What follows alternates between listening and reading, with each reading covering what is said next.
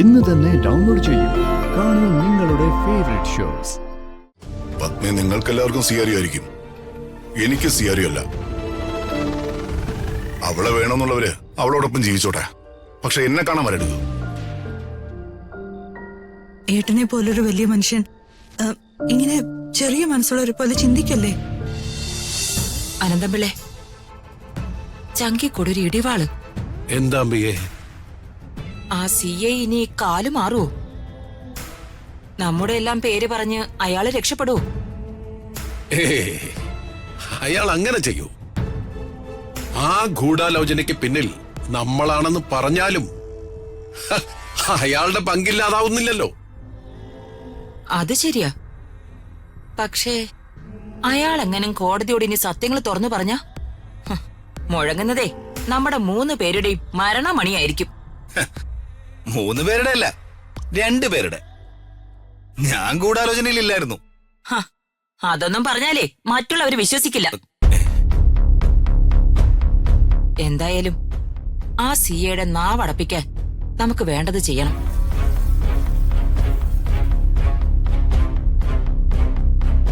പ്രതാപനും കൂട്ടരും ഇപ്പൊ വീട്ടിലെത്തിക്കാണും.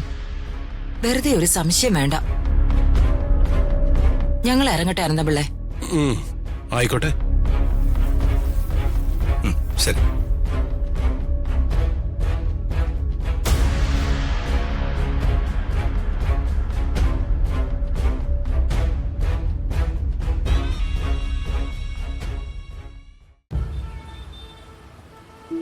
കോടതി വെറുതെ വിട്ട കാര്യം ഋതു അമ്മയെ വിളിച്ച് പറഞ്ഞോ?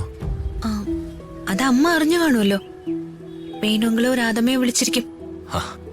എന്നാലും ഋതു ഒന്ന് വിളിച്ച് പറയണ്ടേ? അമ്മയ്ക്ക് സന്തോഷാവട്ടെ. അല്ല, എനിക്കിപ്പോ മറ്റൊരു കാര്യത്തില് ടെൻഷനാ രാജു. അതെന്ത് കാര്യം?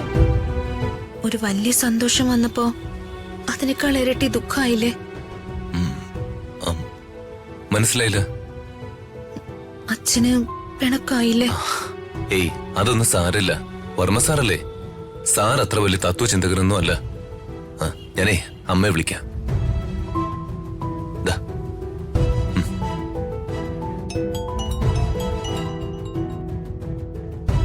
മോളെ, അമ്മ വിവരമൊക്കെ അറിഞ്ഞില്ലേ? അറിഞ്ഞു മോളെ. വേണോട്ടെ വിളിച്ചിരുന്നു. പിന്നെ ന്യൂസിലൂടെ ഞാൻ അറിഞ്ഞു. ഇന്നമ്മ സമാധാനത്തോടെ ഉറങ്ങിക്കോ. ശരി മോളെ. അല്ല, മോളിപ്പോ എവിടെയാ? ഞങ്ങളിപ്പോ ഒരു സ്ഥലത്ത് നിൽക്കുക. കുറച്ചു കഴിഞ്ഞ് അച്ഛൻ്റെ അടുത്തേക്ക് പോവും. നടക്കട്ടെ മോളെ. ഹലോ അമ്മേ, അച്ഛൻ ദേഷ്യപ്പെട്ട വീട്ടിലേക്ക് പോയിരിക്കുന്നു. അതെന്താ? അന്ന് നമ്മൾ ഒരുമിച്ചെടുത്ത ആ വീഡിയോ ഇല്ലേ, അത് കോടതിയിലൊരു പ്രധാന തെളിവായിരുന്നു. അമ്മയോടൊപ്പം ഞാൻ നിൽക്കുന്ന വീഡിയോ അതച്ഛൻ കണ്ടു. അതിനാ ദേഷ്യം. അതൊന്നും നീ കാര്യമാക്കണ്ട. പ്രതാപേട്ടനെ നിന്റെ അച്ഛനാ. നീ ധൈര്യത്തോടെ അച്ഛന്റെ അടുത്തേക്ക് ചെല്ല്. ശരി മാം.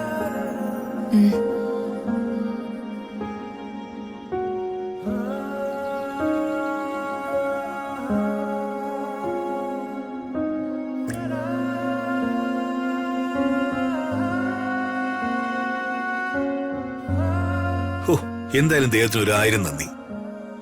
ഒരു കുഴപ്പം കൂടാതെ നമ്മളെ മോള് രക്ഷപ്പെട്ടില്ലേ?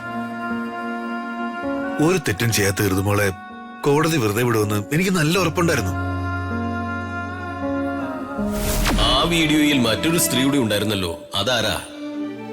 അത് എന്റെ അമ്മയാ, പത്മാവതി.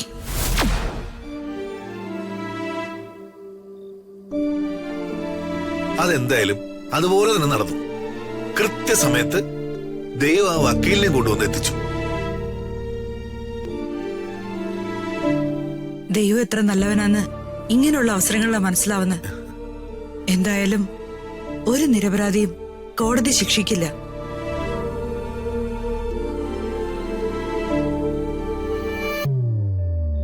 എന്താ ശേഖരേട്ടാ, സന്തോഷിക്കേണ്ട നേരത്ത് ഏട്ടന്റെ മുഖം ഇങ്ങനെ വല്ലാതിരിക്കുന്നേ? അതെ, പിള്ളേര് പത്മേടത്തെയും കൂടി ജഗന്നാഥേട്ടന്റെ അടുത്തേക്ക് പോയപ്പോഴല്ലേ ആ സംഭവമൊക്കെ ഉണ്ടായത്. ആ, അതിന് രാജുവും ഋതികയും പത്മേടത്തിന്റെ അടുത്തേക്ക് പോയത് ഏട്ടൻ ഒട്ടും ഇഷ്ടപ്പെട്ടിട്ടില്ല. പത്മേ നിങ്ങൾക്കെല്ലാവർക്കും സ്വീകാര്യമായിരിക്കും, എനിക്ക് സ്വീകാര്യമല്ല. അവളെ വേണമെന്നുള്ളവര് അവളോടൊപ്പം ജീവിച്ചോട്ടെ, പക്ഷെ എന്നെ കാണാൻ വരരുത്. ഏട്ടനെ പോലൊരു വലിയ മനുഷ്യൻ ഇങ്ങനെ ചെറിയ മനസ്സുള്ളവരെ പോലെ ചിന്തിക്കല്ലേ. എന്തൊക്കെയായാലും ഋതുമോളുടെ അമ്മയല്ലേ ഏട്ടാ പത്മയെടുത്തി. ഒരു അമ്മയെ മകള് കാണരുതെന്ന് പറയുന്നതിനെ ക്രൂരതയല്ലേ. കഴിഞ്ഞ 10-20 കൊല്ലം ഈ അമ്മ എവിടെയായിരുന്നു? അതിനുത്തരം യാമിനിക്ക് പറയാമോ? അതിന് ഉത്തരം പറയാൻ എനിക്ക് പറ്റും, പക്ഷേ ആ ഉത്തരം ഏട്ടന് ദഹിക്കണമെന്നില്ല. ഏട്ടൻ സ്വന്തം മകളെ പോലെ കരുതുന്ന ഒരു അനിയത്തിയെ ഞാൻ. എനിക്ക് ഏട്ടൻ ഒരു ദൈവത്തെ പോലെയാ. ഒരു വാക്കുകൊണ്ട് പോലും ഏട്ടനെ വേദനിപ്പിക്കാൻ ഞാൻ തയ്യാറല്ല. അതുകൊണ്ട് ഈ സംസാരം ഞാൻ ഇവിടെ അവസാനിപ്പിക്കാം.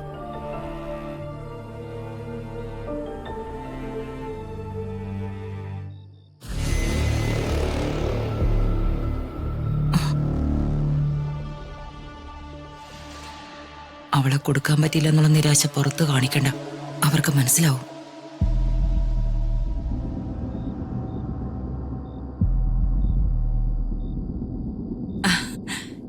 എന്റെ ദൈവമേ, കോടതി വിധി പുറത്തു വന്നപ്പോഴാ എന്റെ ശ്വാസം ഒന്ന് നേരെ വീണത്.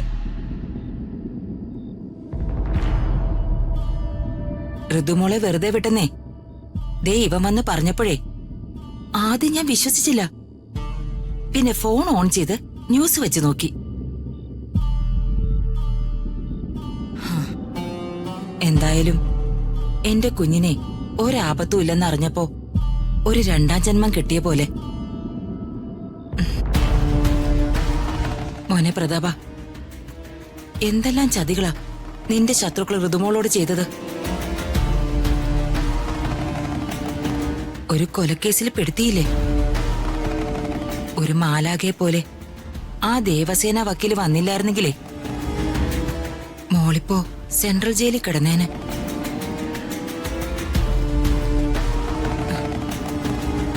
എന്നാലും ഇത്രയും വലിയൊരു ചതിക്കുഴിയിലേ അവര് നമ്മുടെ കുഞ്ഞിനെ പെടുത്തി കളഞ്ഞല്ലോ.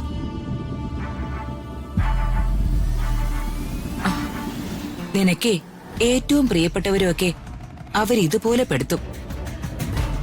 ചിലപ്പോ അവരുടെ അടുത്ത ടാർഗറ്റ് ഞാനായിരിക്കും, അതിലൊരു സംശയവും വേണ്ട. ചേച്ചി ഉപദ്രവിക്കാനോ? ഞാൻ ജീവനോടെ ഇരിക്കുമ്പോ അതിനൊന്നും അനുവദിക്കില്ല. തീർത്തു കളയും ഞാൻ എല്ലാത്തിനെയും.